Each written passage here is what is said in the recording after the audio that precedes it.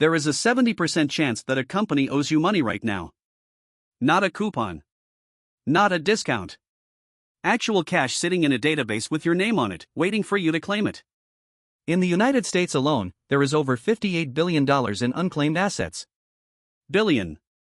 With a B. And that doesn't even count class action settlements, overcharge refunds, or data breach payouts. Today I'm showing you exactly where your money is hiding and how to get it back in the next 5 minutes. Here's why this matters and why nobody talks about it. Every year, companies overcharge you, owe you refunds, settle lawsuits you qualify for, and lose track of money that belongs to you. Banks close accounts and keep the balance. Employers fail to send your last paycheck. Insurance companies owe you refunds they never processed. Utility companies overcharge and pocket the difference. And here's the part that should make you angry. There is no legal requirement for most of these companies to notify you. The money just sits there. In some states, if you don't claim it within a certain period, the government absorbs it. Your money becomes their budget line item. I spent the last 2 weeks going through every single database, every settlement tracker, every refund program available to Americans right now. I tested them all personally. What I found was that the system is deliberately designed to be confusing enough that most people give up. But I'm going to make it simple. 5 sources. 5 minutes each. Let's go. And yes, I found money owed to me. I'll show you exactly how much at the end. Source number 1, and this is the biggest one. Unclaimed property.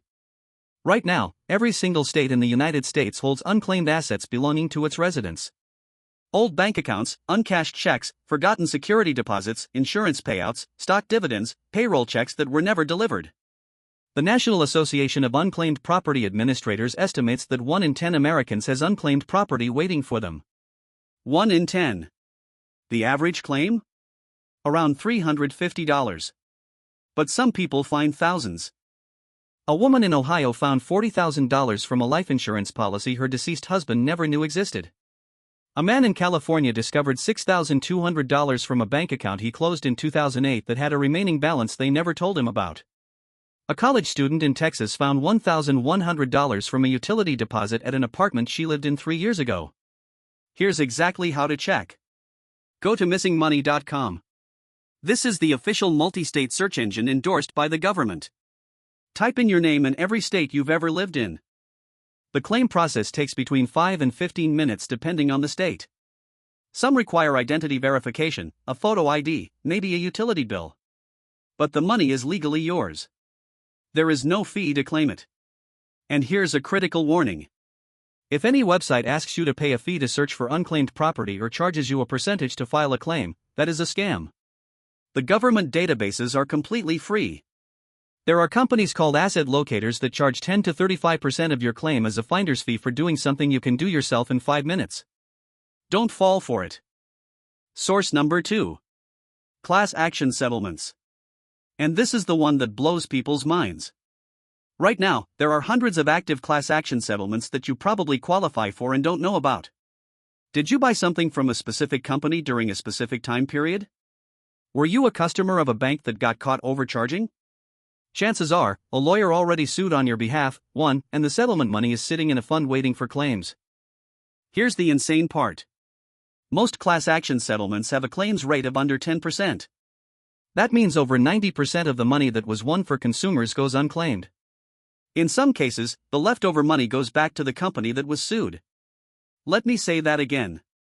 The company loses a lawsuit for scamming you, and because you didn't file a claim, they get the settlement money back. Think about this. A corporation gets caught stealing from customers. The court forces them to pay.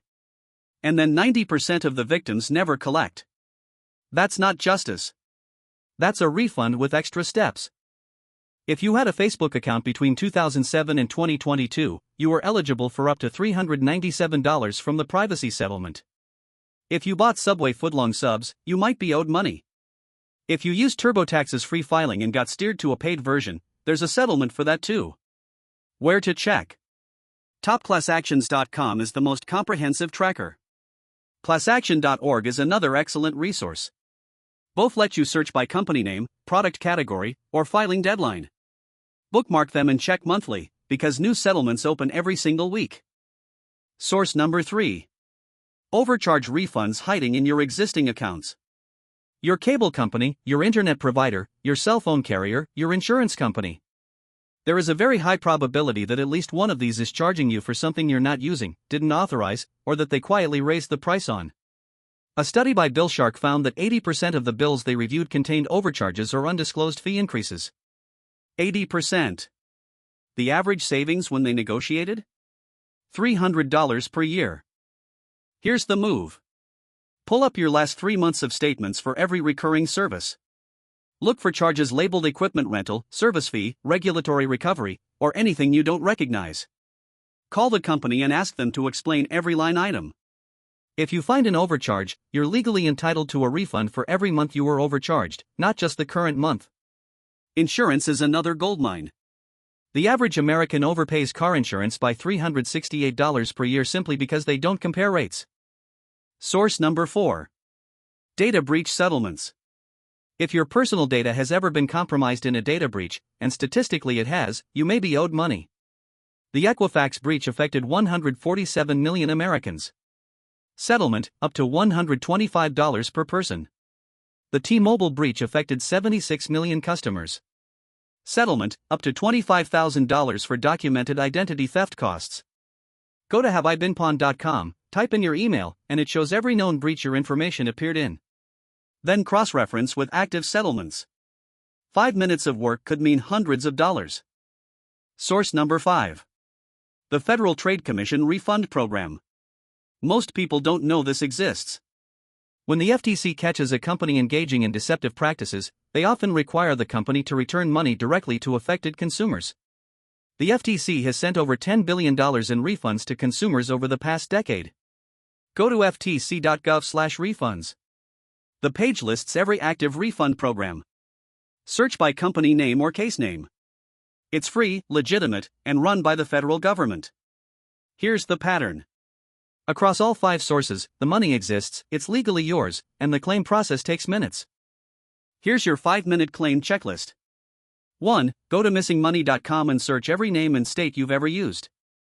2. Check topclassactions.com for settlements you qualify for.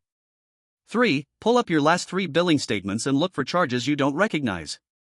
4. Go to haveibeenpawned.com and cross-reference your breaches with active settlements. 5. Check FTC.gov/refunds for active government refund programs. These 5 steps, done once right now, could put hundreds or even thousands of dollars back in your pocket.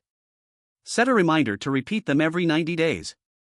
Oh, and I promised I'd tell you what I found. I checked all 5 sources for myself. Missing Money turned up $214 from a utility deposit I forgot about from 2019.